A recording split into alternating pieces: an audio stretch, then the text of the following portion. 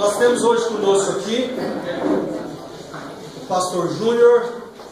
A gente costuma, eu não sei, tem outro lugar, Júnior, que se chama de Júnior Biscoito? É só aqui? Né?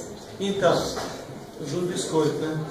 Tiagão vem aqui porque vai estar linkado com ele, missão e tal. Aí o Tiagão vai apresentar o Júnior, que é conhecido nosso há muitos anos, né? E hoje a gente tem a oportunidade de ter ele aqui para falar sobre a Espanha, principalmente, e sobre esse link que a gente vai ter missionário aí, enviando o Tiagão e a Pipoca, possivelmente em junho desse ano ainda, né? Como nossos quadros missionários aí, tá bom? Então, Tiago, por favor. Boa noite, gente. Como o pastor adiantou um pouquinho, o Biscoito é um grande amigo que acompanha a gente já há um tempo. Segunda Mariela é 12 anos, que é um tempinho bom, né? E eu já é 10, porque eu entrei depois do processo, né? E por coincidência, né, graças a Deus, esse ano chegou a hora de eu ir, 10 anos preparando.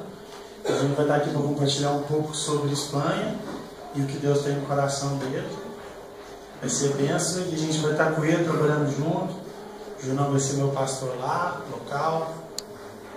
E estou feliz demais, vou começar a falar, não vou chorar, né, irmão? Maravilha. Deixa eu dar isso para o Júnior.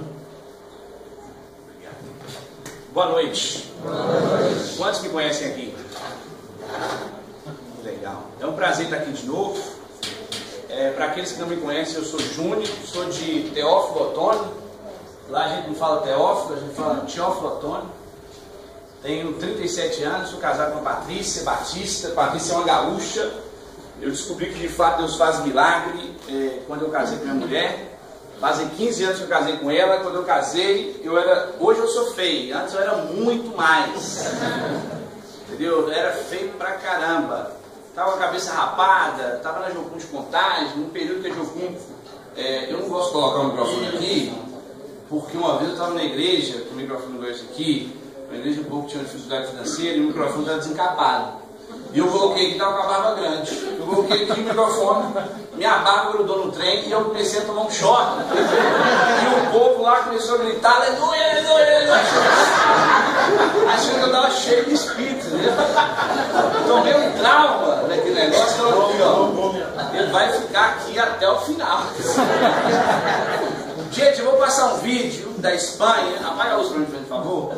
Rafa. Supostamente o som aqui não está funcionando, eu vou colocar o microfone, tá?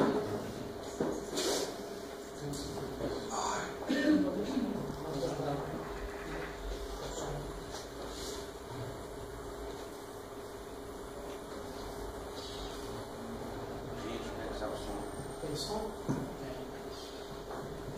Não sei onde é que está o som do computador. Isso aí, no computador? Tá saindo. No computador tá saindo, só que na verdade eu queria o som do áudio. Vamos ver se vai sair. A hora que a gente testa, sai. É só que na hora que não funciona. Vê se vai sair. Não, né? Não. Tinha que ouvir com som.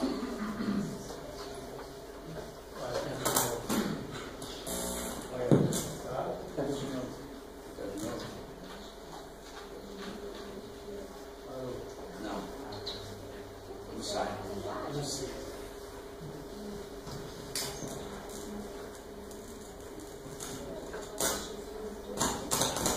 Olha, tá pegando o som.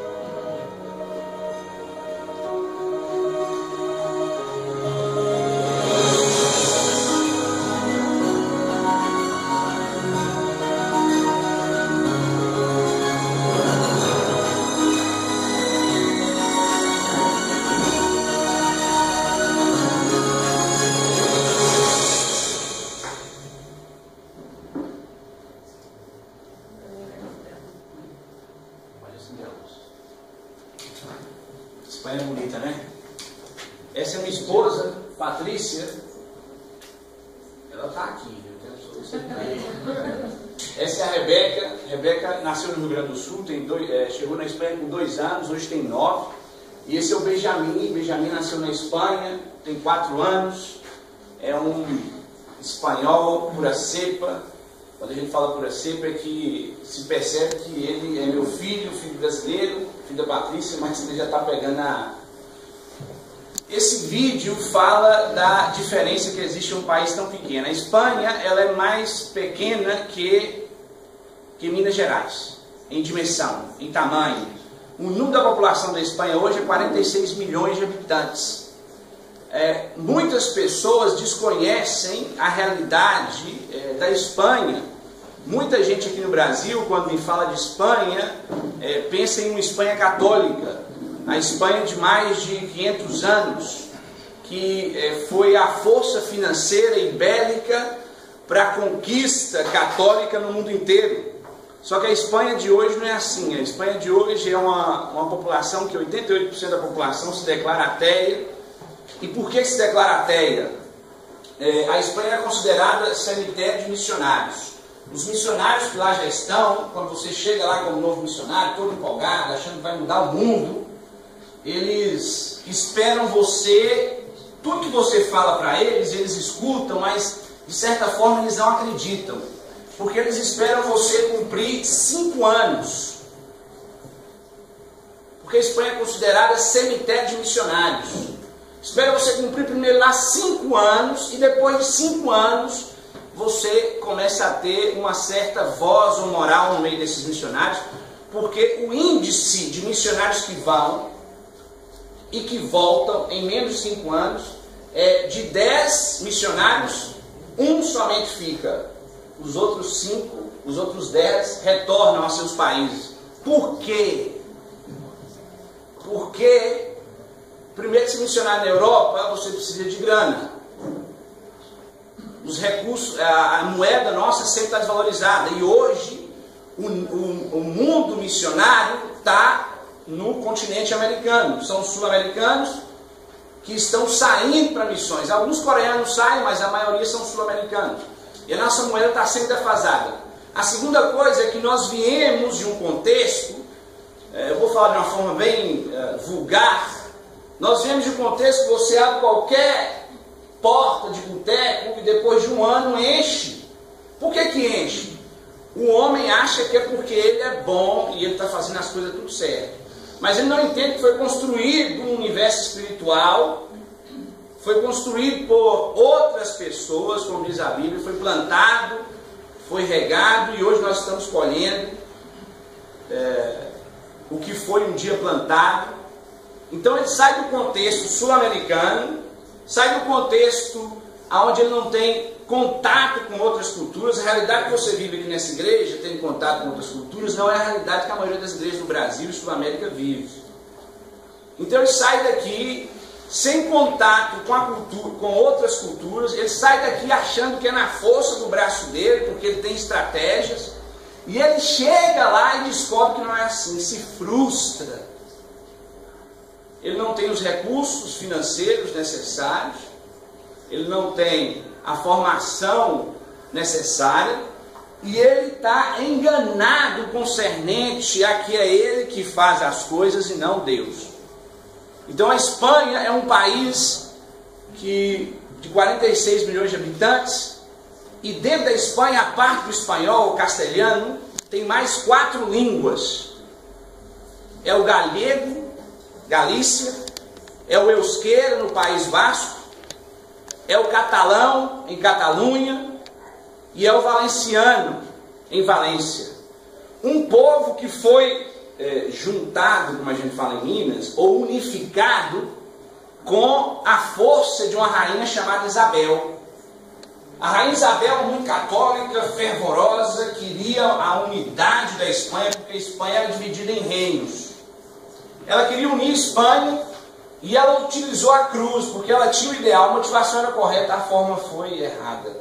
Casou com o rei de Aragão e unificou a Espanha. Foi proibido falar outras línguas, não com a rainha Isabel. Em 1931, com a ditadura de Franco, General Franco, as ditaduras mais sangrentas do mundo foram as da Espanha e da Argentina. Quando eu digo sangrentas, eu digo os militantes que estavam contra a ditadura, eles não tinham opção de serem julgados por um tribunal popular.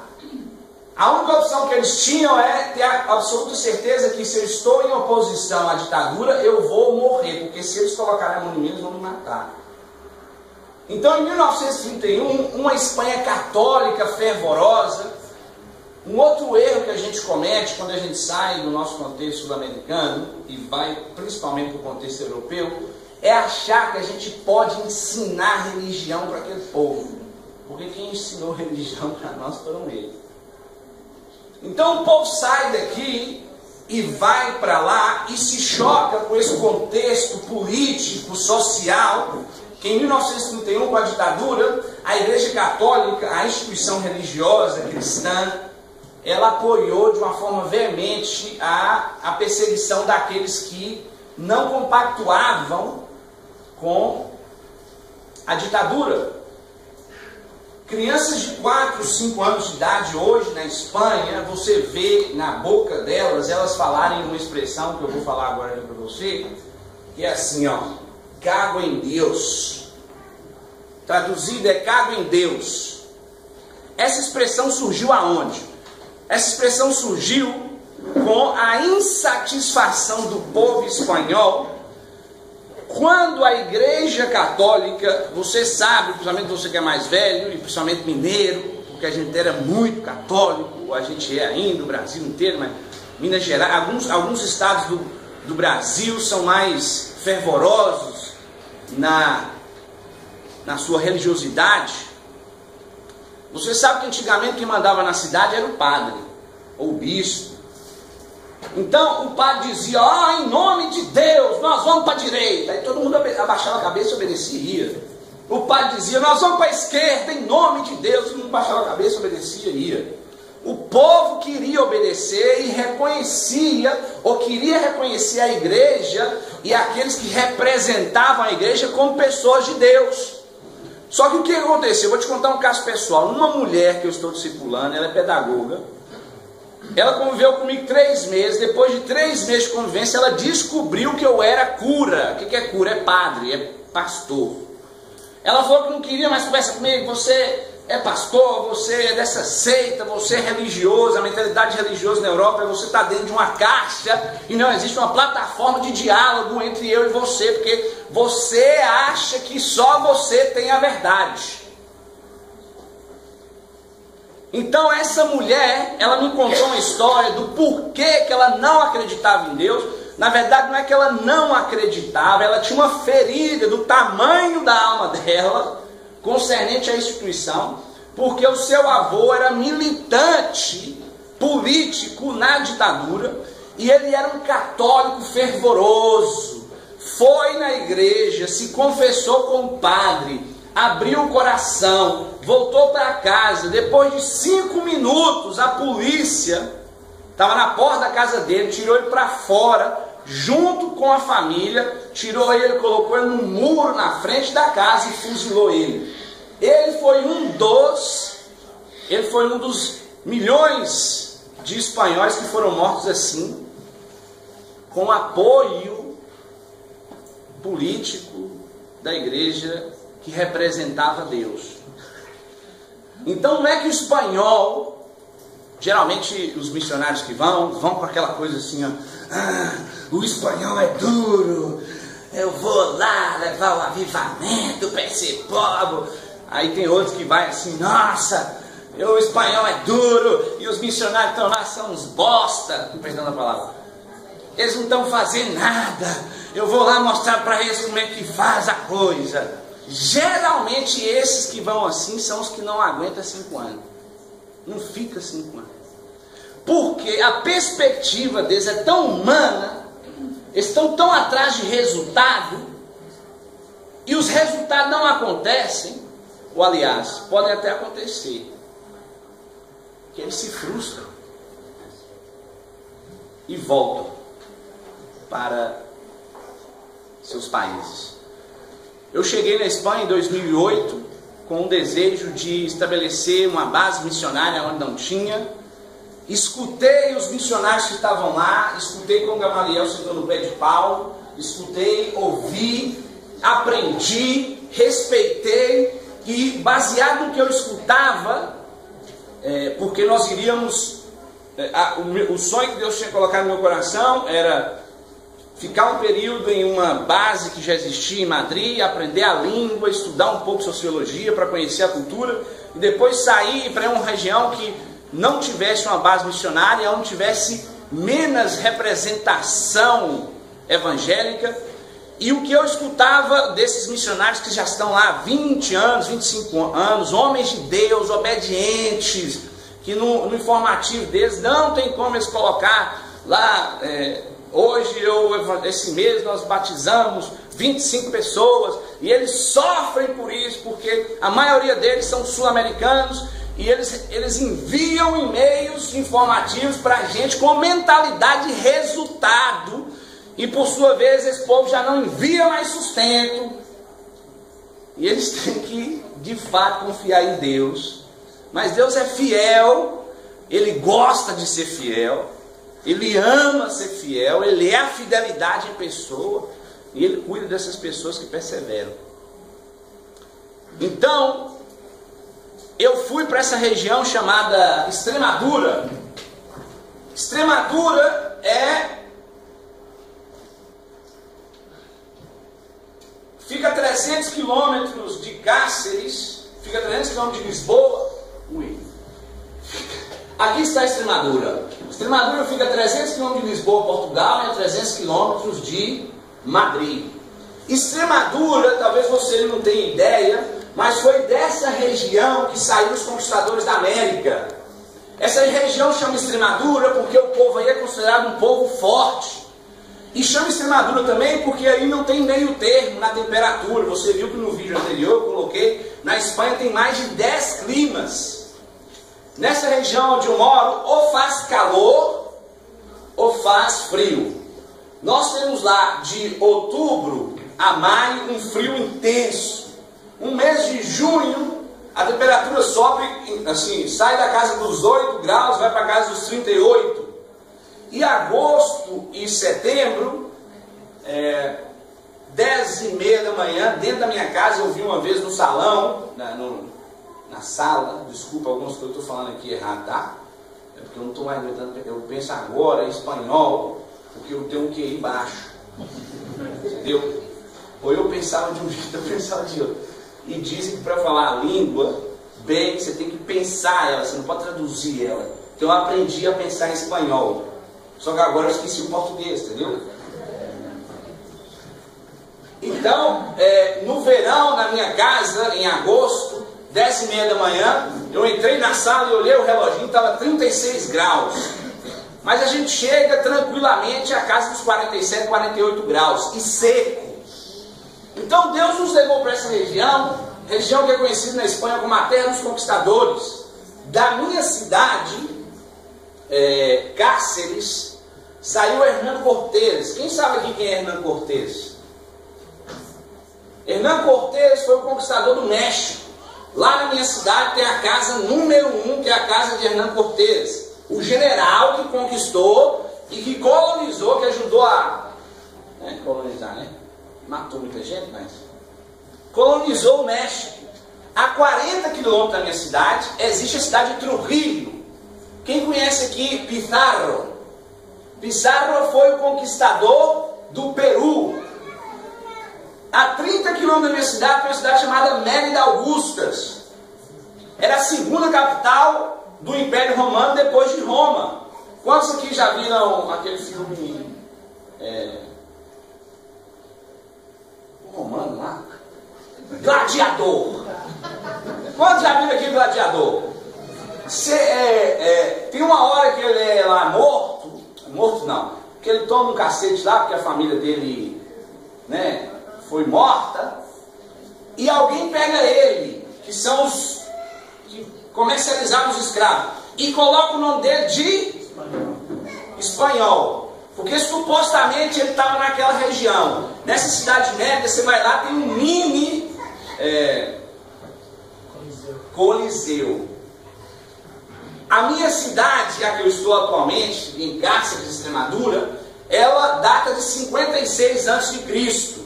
Tem uma cidade medieval completamente intacta nela. Se você gosta de história, você anda nas ruelas dessa cidade e você pode respirar a história.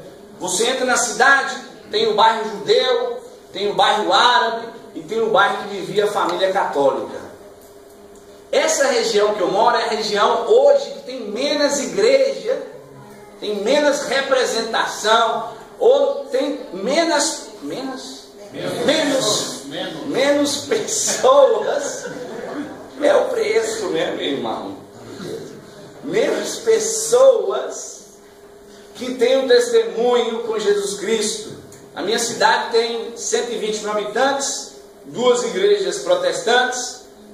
E essas 2 igrejas não somam 120 pessoas, estou colocando um número alto. E das 120 pessoas não tem 15 espanhóis. Na minha região, nós como base missionária, nós viemos para esse lugar, plantamos uma base, eu, minha esposa, mais 2 casais. Hoje nós somos, eu saí de lá agora, nós éramos 40 pessoas. Nós adotamos na minha região 3 pueblos, 3 povoados para plantar igreja. Povoados que a média é de entre 2.500 pessoas a 8.000 pessoas. Isso é um pueblo. Então nós adotamos 3 pueblos. Esses pueblos, esses povoados têm vida ativa. Na Europa é comum, não é só os grandes centros, os povoados também têm vida ativa. E nesses 3 povoados, inclusive tem a igreja católica, mas nenhum padre quer ir para lá. Nós adotamos esses 3 povoados para plantar uma igreja em cada um deles. Conseguimos plantar em uma. Porque não tem ninguém em 40 cidades da minha província, porque aqui o estado de Extremadura é dividido em 2 províncias. Não tem, em 40 cidades da minha província, não tem ninguém para testemunhar. Não estou falando plantar igreja, estou falando não tem ninguém para testemunhar de um relacionamento pessoal com Jesus. Então a realidade da Espanha, a gente pode abranger aqui a Europa, mas principalmente a Península Ibérica, países como Portugal, Espanha, países como Itália, que nunca vivenciaram o que vivenciou países como Alemanha, Suíça, Suécia, Inglaterra. O movimento da reforma não chegou lá. Existiram missionários que foram, mas não houve um impacto que houve em outras sociedades. Deus nos abençoou e em 5 anos, o que eu pensava que ia ser 15, Deus nos deu o seu favor e em 5 anos nós conseguimos realizar essas coisas. Nós não, nós temos total consciência que não foi mérito humano, não foi porque a gente estava cheio de estratégia, foi porque Deus quis. E agora, fazem 6 meses, não, quase 1 ano, que eu passei a liderança da base para um outro rapaz, e nós vamos com outra equipe plantar uma nova base na Galícia. E é essa equipe que o Tiago e a Pipoca fazem parte. A Galícia, ela tem uma língua diferente, ou seja, ela fala castelhano, espanhol e fala galego. A Galícia, ela tem origens celtas. Você vai na Espanha e no sul da Espanha você encontra pessoas morenas do cabelo preto. O que nós conhecemos de Espanha concernente a artes, no que diz respeito à música, vem do sul, que é a música flamenca. Agora você vai para o norte e você acha que você está na Inglaterra, porque a Galícia ela foi colonizada por celtas. A maioria das pessoas lá são brancas, dos olhos azuis. O galego é mais ou menos como o gaúcho no que diz respeito à sua cultura. Ele fala, minha cultura é melhor, nós somos gaúchos, nós somos os melhores. Eu estou falando que eu sou casado com a gaúcha, entendeu? Ela olha para mim e fala, eu sou a melhor, eu sou gaúcha, eu sou mais bonita, e é verdade. Isso aí ela acertou. O que eu tenho mais para falar para vocês desse país? Você tem alguma pergunta? Já que nós estamos nessa sala de aula aqui? Não? Pergunta.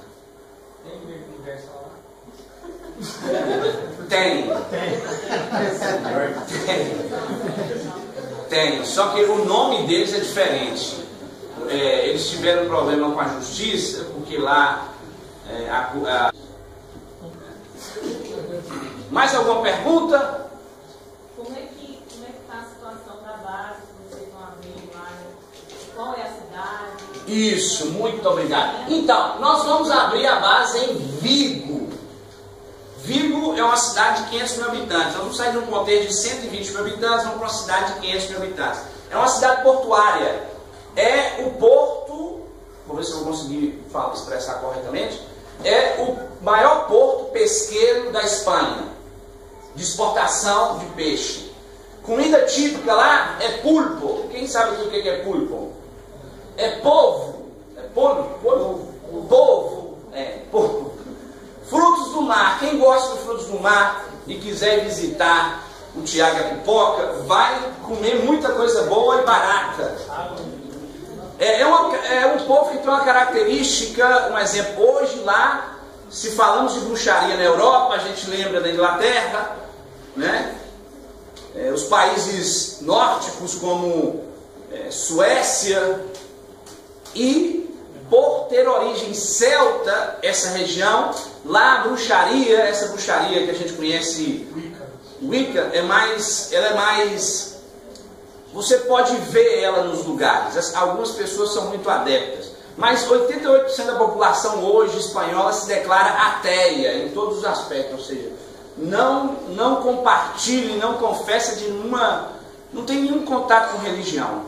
Júlio, você acha que pelo fato de a reforma não ter chegado até lá, ou até Portugal, ou até a Itália, esse é um fator que contribui positivamente para o ateísmo profundo deles, já que na Alemanha surgiu a reforma e ela alcançou os nórdicos e a Inglaterra e ali eles não conseguiram entrar? Eu acredito que sim.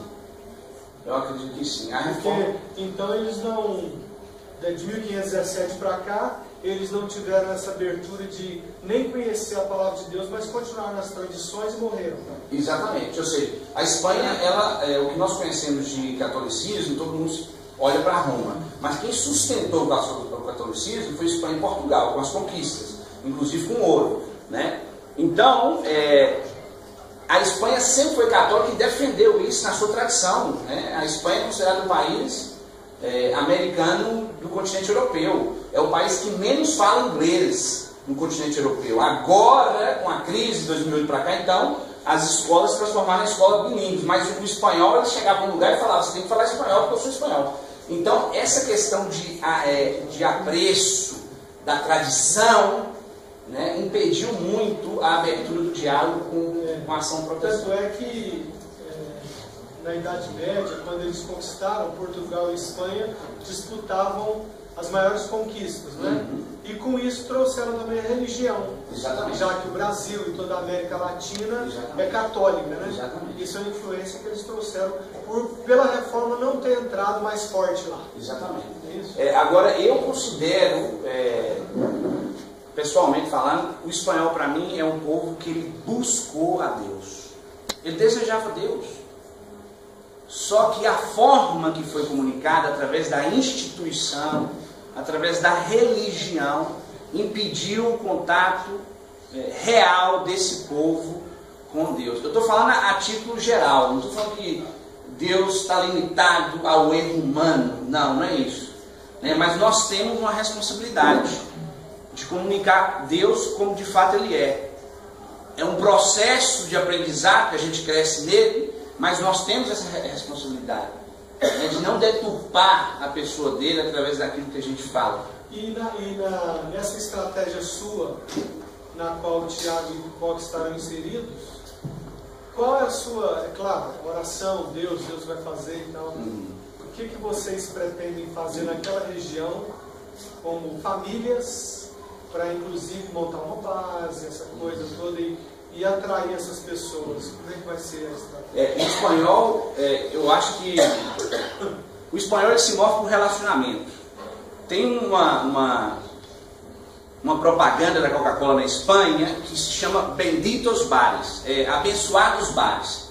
A propaganda é para incentivar o povo a consumir, a voltar a consumir, porque depois da crise o espanhol continua indo no bar, mas ele vai muito menos. E o bar na Espanha não é como aqui nos bares que nós temos no Brasil. O bar é um lugar de encontro familiar, né? Para você ter uma ideia, um dos reis, o rei de Aragão, estava acontecendo muita bebedeira nos bares e brigas e mortes. Ele baixou uma lei. Qual foi a lei que ele baixou?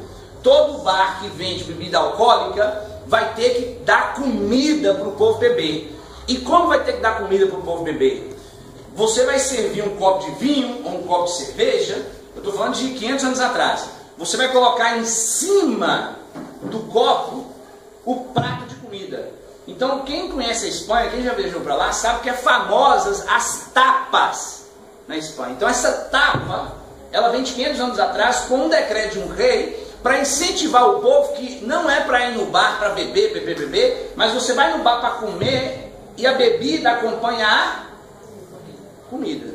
Então, o povo tem extrema consciência concernente a isso. Não estou falando que não tem alcoólico, mas eu estou falando com você que se você chegar no bar sozinho, o povo, o garçom olha para você e te encara como um alcoólatra, porque ninguém vai no bar sozinho, todo mundo só vai acompanhado, só vai com uma namorada, um amigo, ninguém vai sozinho e pede uma. Porque se você vai sozinho, você está falando que você é um dependente da bebida, porque o bar é um lugar de encontro social. E o relacionamento é de fundamental importância. Quando nós chegamos em casa para plantar a base, Deus nos deu uma palavra, que nossos discípulos estariam na rua. Por quê? Você vem de um contexto de Jocum, né? Agora eu vou fazer uma crítica aqui à missão que eu faço parte. Você vem de um contexto de Jocum, Jocum cresceu, Jocum na Europa é uma potência, castelos, prédios enormes. E crescemos na questão da formação dos missionários, nos transformamos em uma universidade. E você sai daqui do Brasil e vai para a Alemanha, só que você não vai para a Alemanha, você vai para uma base da Jocum. Você sai daqui com um chamado para a Alemanha e você vai para uma base da Jocum, porque a demanda de trabalho e a falta de perspectiva das pessoas que estão lá para relacionar com o povo é quase insignificante. Então, por que Deus me falou que quando eu plantasse a base, os nossos discípulos estariam na rua? Ele estava me falando o seguinte: você não vai depender de aluno para sustentar prédio. Você não vai depender de aluno ou gente que vem de fora para ter ministério. Você vai relacionar com o povo. E graças a Deus nós conseguimos isso. Tanto que uma igreja está sendo plantada. Nós temos uma média de 20 pessoas que já ouviram Jesus e estão no processo de tomar essa decisão, de ter um relacionamento real com Jesus. Tem um pastor que me aconselhou durante 6 meses na Espanha, está há 30 anos na Espanha, é sociólogo, e ele é pastor de uma igreja batista, e ele falou: Júnior, na minha igreja eu tenho espanhóis que tem 30 anos que estão aqui, são porretos, os caras estão aí porque 10 vier, mas eles não deixam eu colocar o nome deles no hall de membros. Eles fazem mais do que aqueles que estão com o nome lá, só que eles não deixam eu colocar. Um outro pastor irlandês, ele estava numa igreja em Badajoz, ele plantou a primeira igreja de Extremadura em Badajoz. Hoje a igreja dele é a maior igreja, tem uns 70 membros, é a maior igreja do estado. Ele foi embora agora, voltou porque ele se aposentou. Ele me contou que ele já estava 10 anos lá no mesmo bairro, na mesma casa. E ele evangelizou, ou seja, procurou todos os vizinhos dele para falar de Jesus e falar da igreja e tal. E depois de 10 anos, ele começou a entender que ele tinha que continuar ali. Ele resolveu então comprar a casa que ele estava morando. Na frente da casa dele tinha aquelas plaquinhas de ventos enfiadas na grama. Então ele comprou a casa e foi lá e tirou a plaquinha. E a vizinha viu. A vizinha então chamou ele. O nome dele era um nome assim, ó, o nome dele real era David. Só que daí na Espanha teve que trocar para Ramon, porque senão o povo da Espanha chamava de demônio. Aí ele trocou o nome. Acontece muito na Espanha, você tem que trocar seu nome, porque o povo na Espanha é uma benção, tipo assim, o povo é muito original, entendeu? Essa mulher falou com ele, senhor Ramon, o senhor está comprando essa casa? E ele falou, tô. Ela falou, o senhor vai ficar aqui mesmo? Ele falou, vou. Na cabeça dele está assim, eu já estou aqui há 10 anos. Mas na cabeça dela não, tipo assim, é mais um que vem e vai embora. Aí ela falou, então tá bom. Olha, que hora que é a reunião do senhor lá naquela igreja? Eu vou hoje. Confiança. Esse sociólogo que é pastor, ele fala, Júnior, ele dá aula nas nossas ETECs, e ele dá aula sobre cultura espanhola. Ele fala, o espanhol ele primeiro se converte a você, depois ele se converte a Jesus. Ele se converte em quem você é, no relacionamento. Você tem que mostrar para ele que de fato você é aquilo que você prega. E não é um mês, não. Você tem que gastar tempo. Então na Galícia, o que nós vamos fazer é isso. Deus nos deu uma palavra, pastor. Como deu para Galícia, como deu para a base de Cáceres, que os nossos discípulos estariam na rua. Então nossa base hoje é uma base muito urbana. Sem falsa humildade. A prefeita da cidade nos conhece, os bispos da cidade nos conhecem, todo mundo nos conhece, né, na cidade, porque nós obedecemos essa voz de Deus de ir relacionar e conhecer o povo. E na Galícia, o que Deus nos falou que nós vamos ser, Ele vai nos levantar como referencial de educação, de formação, mas para o povo da Espanha. Um lugar onde pastores, líderes, vocacionados vão e encontram ensino, encontram direção. E é interessante que a equipe que Deus está formando, nós já somos 15 pessoas. A maioria dessa equipe tem uma característica, tem formação e tem um coração discipulado. Ok? Antes de terminar, eu tenho 5 minutos ainda, pastor. Júnior, pode falar.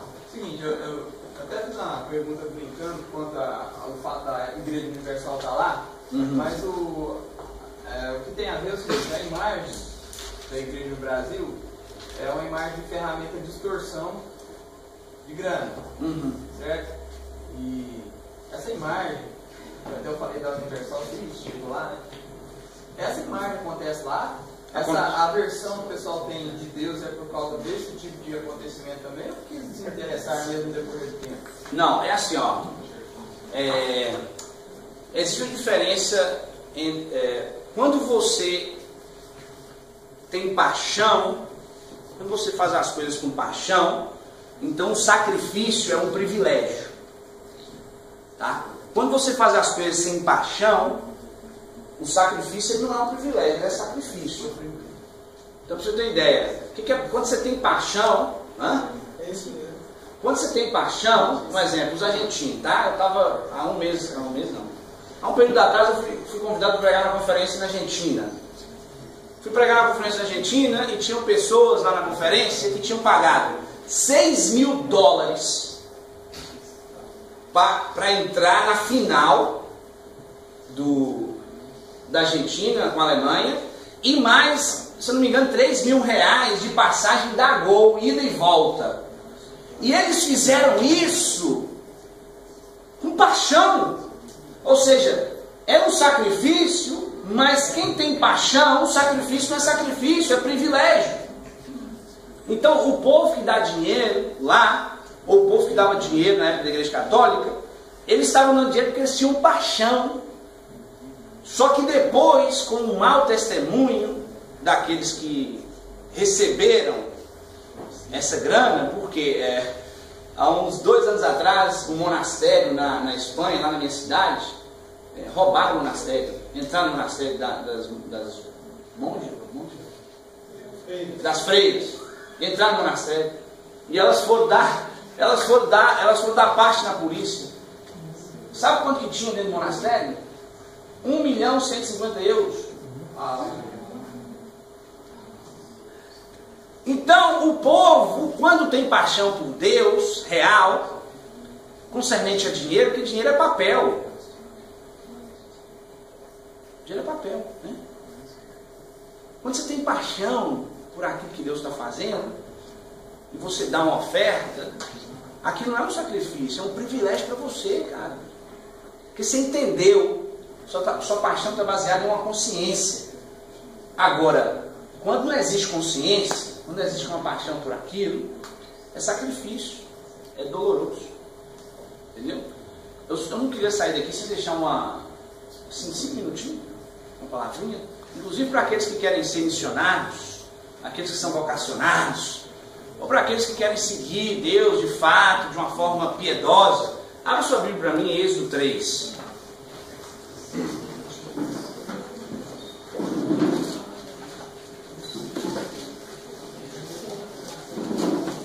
Êxodo 3, a Bíblia diz assim, no versículo 1: Apacentava Moisés o rebanho de Jetro, seu sogro, sacerdote midian, e, levando o rebanho para o lado ocidental do deserto, chegou ao monte de Deus, a Horebe.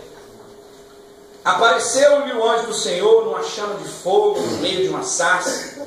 Moisés olhou e eis que a sarça ardia no fogo e a sarça não se consumia. Então disse consigo mesmo: irei para lá e verei essa grande maravilha, porque a sarça não se queimava. Vendo o Senhor que ele se voltava para ver, Deus, do meio da sarça, o chamou e disse: Moisés, Moisés. Ele respondeu: eis-me aqui. Deus continuou: não te chegues mais, não aproximes mais. Tira a sandália dos teus pés, porque o lugar que você está é santo. Agora Êxodo 20.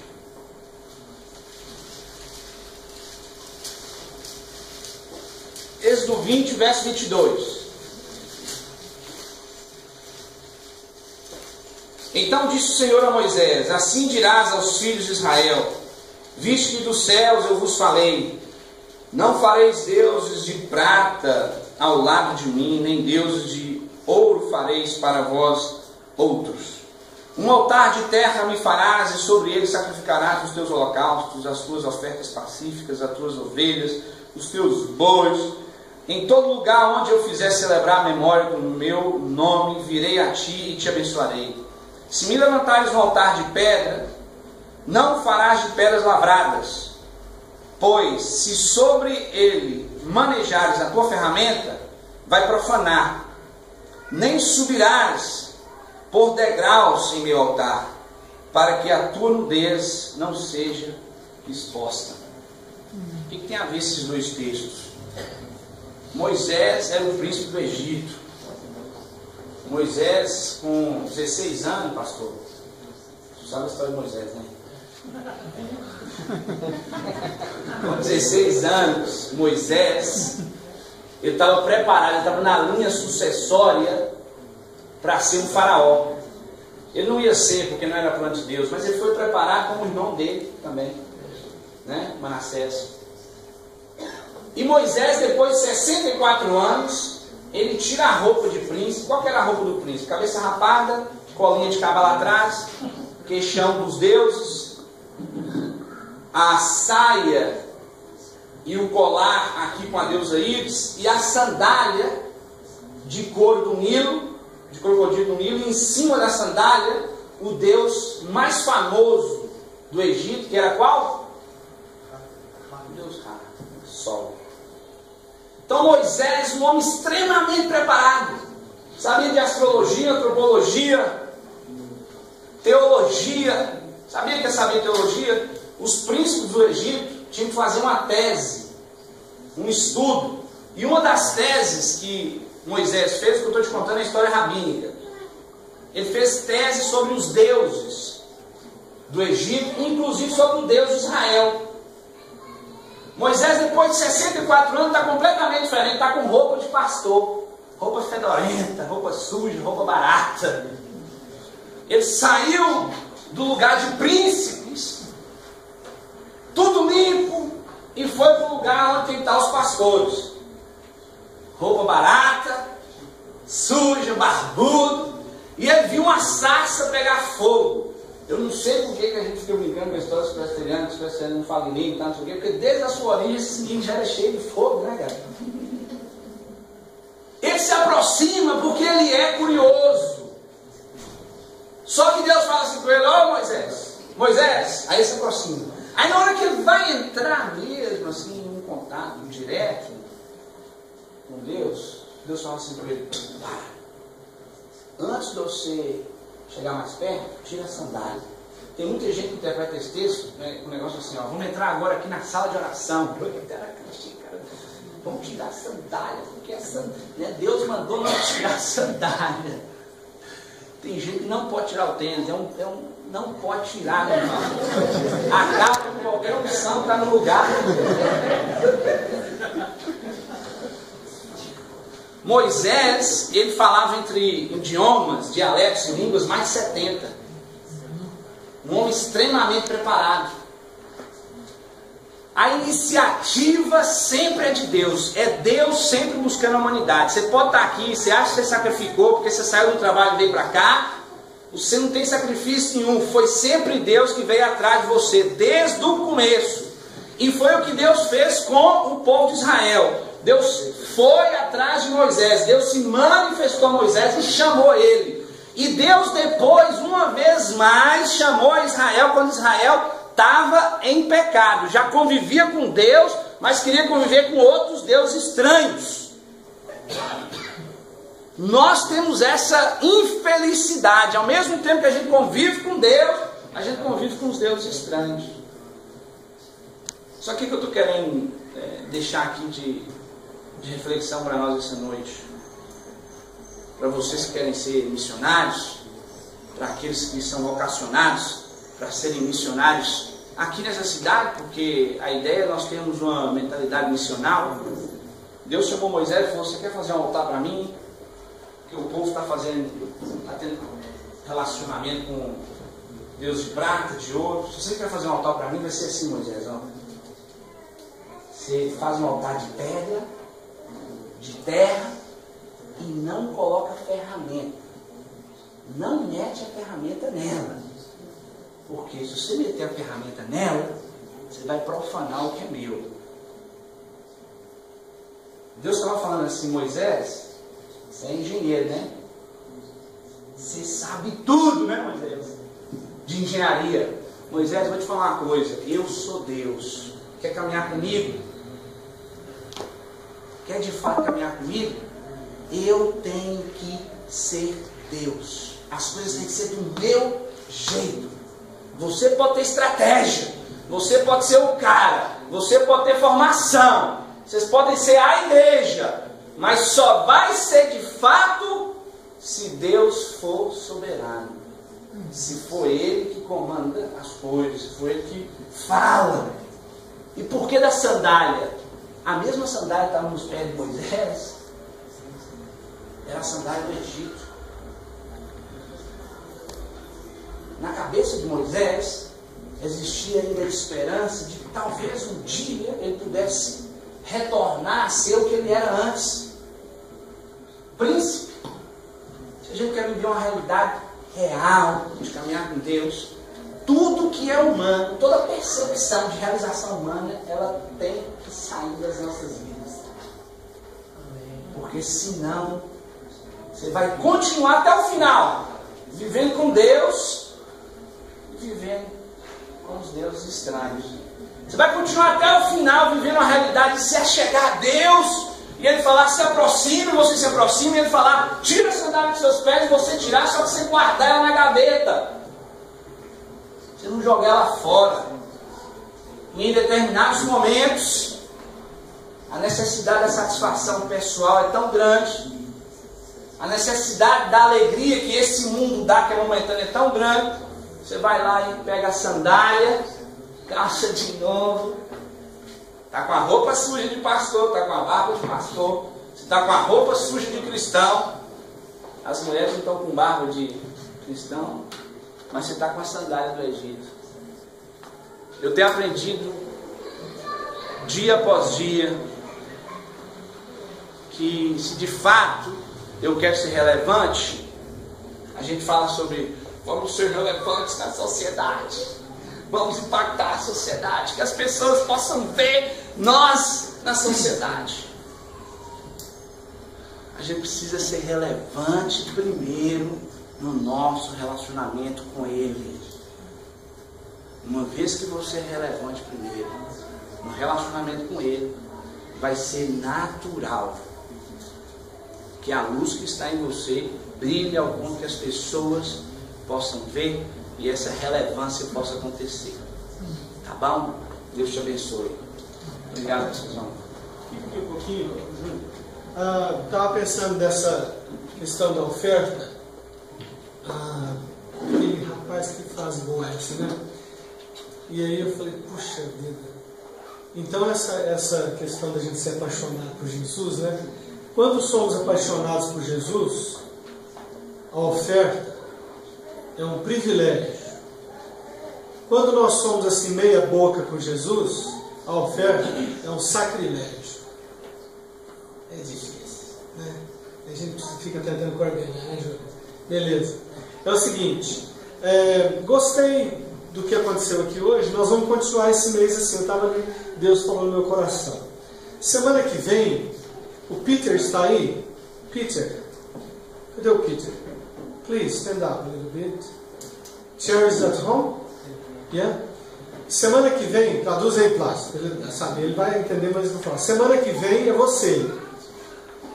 Você virá e você vai falar até essa hora sobre a Inglaterra. Sobre o seu chamado, especificamente, mostrar algumas figuras, algum PowerPoint, essas coisas. Traz a Cheryl e as crianças para a gente mostrar de novo aqui, como foi no outro domingo, a sua família. Mas você vai ter mais tempo e mais detalhes para mostrar. O Chris está aí, a Gabi? Hã? Fica em pé, Chris, Gabi. Ok, a Gabi está aí também.